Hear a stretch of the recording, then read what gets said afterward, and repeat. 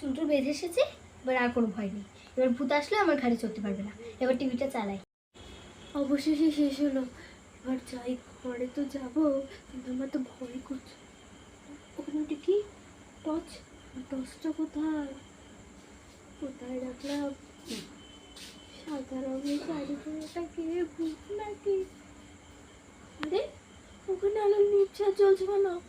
ওখানে নির্ঘাত ভূত আছে। আমি তাড়াতাড়ি পালাই। আরে এই ভূত থেকে তো পাশে কাকিমার মতো দেখতে, মানে পাশে কাকিমাটাই ভূত সেজেছে।